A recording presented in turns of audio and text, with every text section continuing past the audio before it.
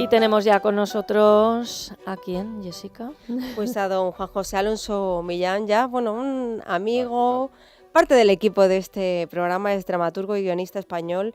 Como siempre decimos, el autor vivo con más comedias estrenadas, y es que cuenta con más de 80 textos teatrales y cerca de 60 películas, ahí casi nada.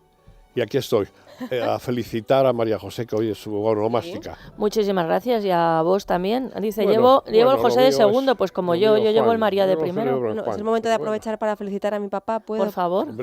Papá, felicidades, feliz día, estamos lejitos. Se suma todo el equipo a las presentaciones de los padres, por supuesto, claro que sí.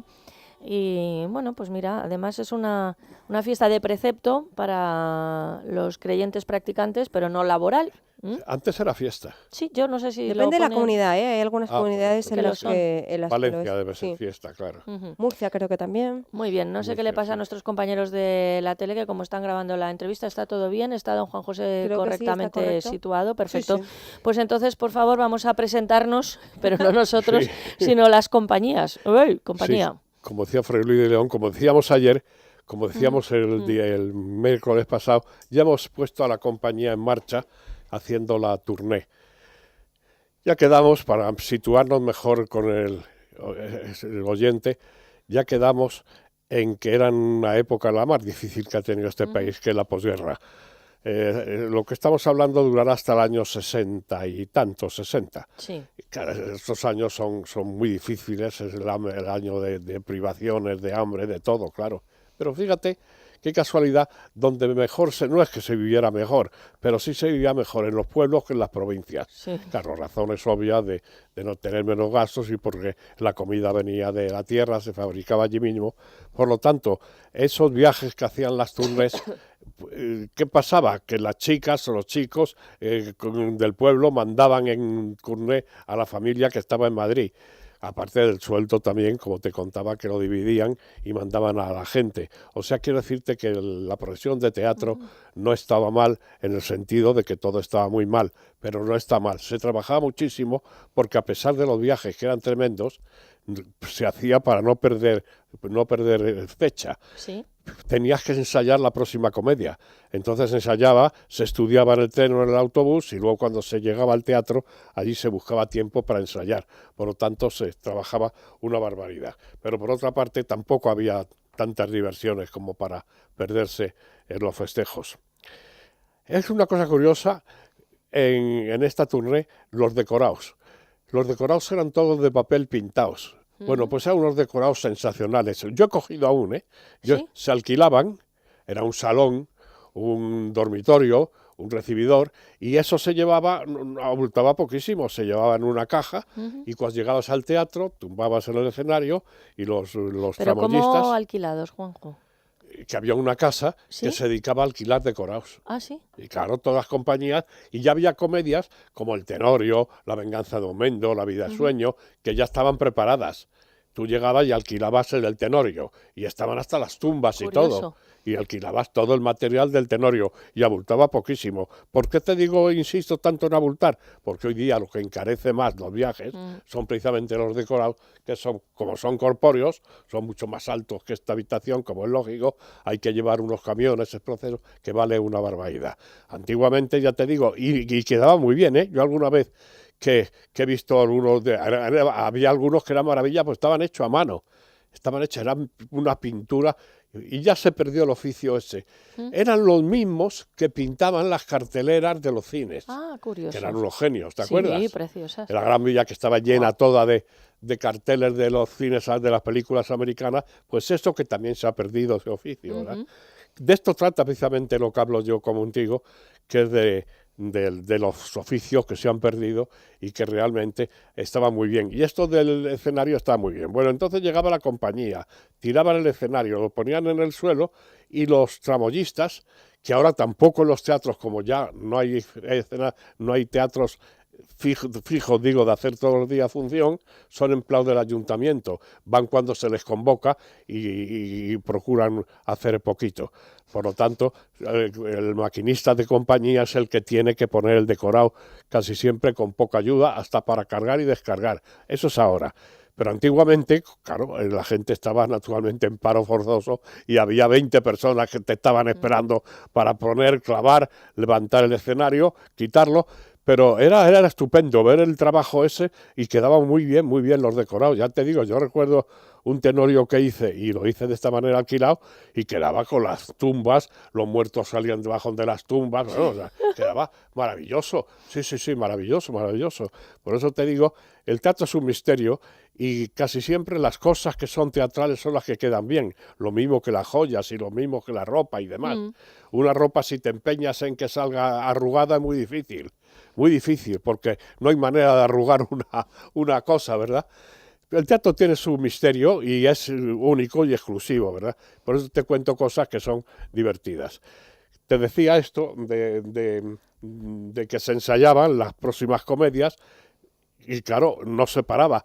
Luego, además, las comunicaciones eran, como te conté también una vez, si era en tren, era tremendo porque los trenes tardaban muchísimo. Si es en autocar, las carreteras, ¿para qué te voy a contar cómo eran? Se tardaban, ¿para qué? Pero se estudiaba y hasta se ensayaban en las estaciones de tren, se ensayaba que había que hacer transbordos. Era una vida que era muy sui generis y parece muy dura, hoy lo era, pero como lo era en aquella época cualquier oficio en este país, ¿verdad? En Madrid, al contrario, en Madrid digo que se ensayaba también, porque las funciones también te conté la otra vez que duraban poco, duraban 100 representaciones, un éxito, y 200 ya era la monda, ¿verdad? No pasaba ninguna de 200. Y también se ensayaba, porque aquí el asunto del teatro es que hay que ensayar muchísimo, pero eso también cuando yo he ido a Londres, por ejemplo, a comprar alguna comedia, y he pasado por el teatro, siempre están ensayando.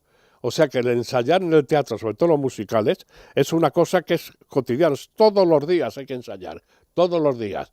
O sea, quiero decirte que hasta en países avanzados, o España, que se trabaja poquísimo, que ya hablaremos también de esto, aquí se ensaya poco también, no es como en estos sitios, pero sí es verdad que el ensayo es una cosa que continuamente se está ensayando. Aquí se está pensando más en trabajar en televisión y trabajar en el cine que en propiamente el teatro. Los autores que estaban de moda en aquella época, que son los que salían, pues eran los autores que ya se llamaba de repertorio. Ajá. Y los autores de repertorio era Benavente, desde luego, porque tanto la Malquerida como Doña Ama, Señora Ama, como el tinglado de Antigua Farsa, ¿cómo se llama la obra esta? No te puedo ayudar ahora. No sí, hombre. Bueno, tontería. Bueno, pues estas eran las obras capitales. Para eso sí estaban los decorados, sí estaba todo, la ropa, todo. Y era lo que podíamos llamar el teatro clásico. Y luego Pemán, que estaba absolutamente de moda. Sí.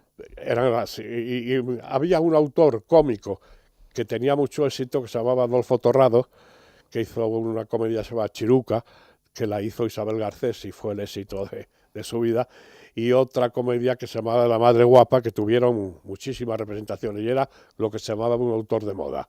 Más naturalmente, los de siempre, los Quinteros, que se ponían continuamente, eran clásicos, Arniches, Muñoz Seca sobre todo, pues se hacía todas las comedias que habían quedado primero inéditas y se reponían continuamente porque era como un autor fetiche de las compañías.